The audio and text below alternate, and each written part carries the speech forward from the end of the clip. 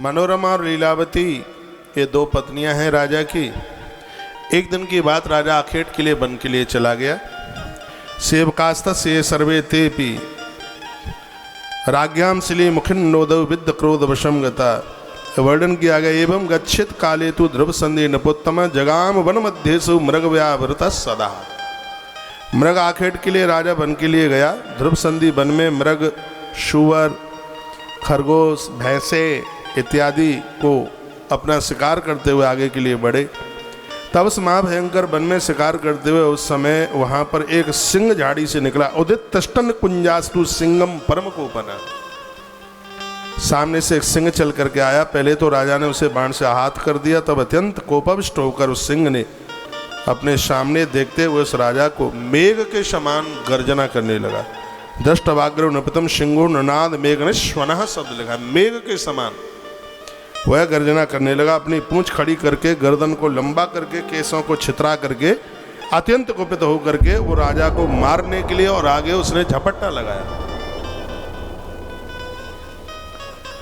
हंतुम नपतम आकाशा दुत्तपातस्त कोपिना। सिंह को उस समय भारी क्रोध था, बहुत ज्यादा। तब उसे देखकर राजा ने भी तत्काल नपतस्त्रता विक्ष ददार आसम करे तदा। राजा ने अपनी तलवार उठा ली, हाथ में तलवार धारण कर ली और बाएं हाथ में ढाल लेकर और वह सिंह के सामने खड़े हो गए। बामे चर्म समादाय स्थितः सिंह इवापर।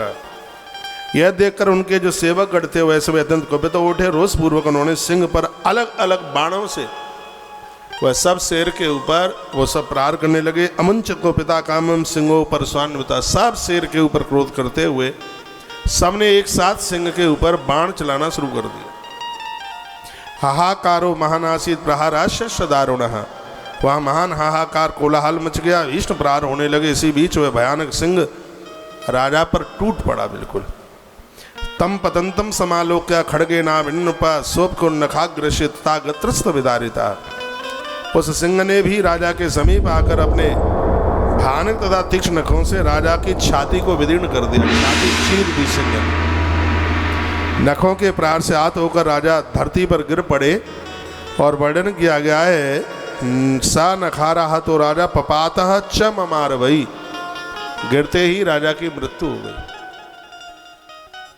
सिंह ने राजा को मार डाला, खत्म कर दिया। और जब सैनिकों को यह पता चला राजा की मृत्यु हुई है तो सैनिक इतने कुपित हो गए और सब सैनिकों ने मिलकर के भीषण प्रहार किया। सिंह भी आखिर में मर गया, लेकिन राजा की मृत्यु हो गई। राजा की मृत्यु का समाचार नगर में जब सुनाई पड़ा, परलोक गतम भूपम सत्तावती मंत्र सत्तमा। मंत्रियों को यह सूचना मिली तो सबको बड़ा कष्ट हुआ, बहुत सब रुदन करने लगे। राजा के परलोक गमन का समाचार सुनकर के श्रेष्ठ मंत्री सब वन में पहुंचे और गुरुदेव वशिष्ठ ने परलोक में सुख प्रदानित हो इस क्रिया के द्वारा राजा का विधिवत पूर्वक अंतिम संस्कार कराया। गुरुदेव वशिष्ठ अयोध्या के गुरु हैं। प्रजानन मंत्री महामुनि वशिष्ठ सबको समझाने लगे। देवियां रुदन कर रही थी, उनको भी समझाया। आखिर में 13 दिन निकल गए। सब लोगों की बैठाबनी हुई, सब लोग वहां आ रहे थे। और जैसे वो 13 दिन पूरे हुए तो उसके बाद में अब की तो गद्दी खाली थी, कोई अब राजा नहीं था। तो यह विचार विमर्श होने लगा कि गद्दी का मालिक किसको बनाया जाए। और आखिर में बात गुरुदेव वशिष्ठ के ऊपर आई तो गुरुदेव वशिष्ठ ने कहा कि सुदर्शनम नपम कर्तुम मंत्रम चक्रु परस्परम। वैसे आप सब लोग आपस में परस्पर मंत्रणा कर लीजिएगा। एक नियम के हिसाब से तो सुदर्शन राजा का ज्येष्ठ बालक है, इसलिए अयोध्या की गद्दी पर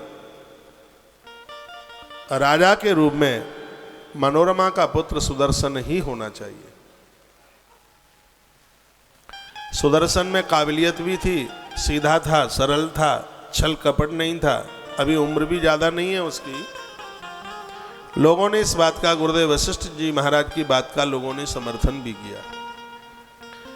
लेकिन वर्णन किया गया है कि मृतम जमा तरम सत्ता लीला बत्ता पितादह तदा जगाम तुरतो देहेत्र प्रिय काम्यया। जब अपने दामाद की मरने की सूचना सुनी तो और राजा ध्रुव संधि की जो दूसरी पत्नी थी जिसका नाम था लीलावती, वो उज्जैन की थी, इसी मालवा की थी वो। तो लीलावती के पिता को यह पता चला, जिसका नाम युधाजित था। तो युधाजित अयोध्या पहुंचा, उसको सूचना मिली कि मेरे जामाता की मृत्यु हो गई है, तो वहां पहुंचा। अंतिम संस्कार ये सब कुछ हो ही गया था।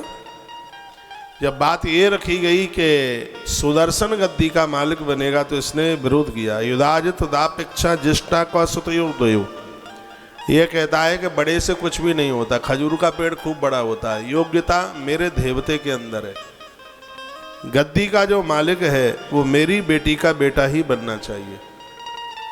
उधर से वीरसेन नाम के राजा भी आ गए, जो मनोरमा के पिता थे, यानी सुदर्शन के नाना जी थे। वीरसेनस तथा आयात सुदर्ने ते क्षया कलिंगाधिपत शैव मनोरमा पिता नपा, ये बिहार प्रदेश से थे, कलिंग देश के थे, उधर के थे, बिहार कलकत्ता उधर के थे ये, उधर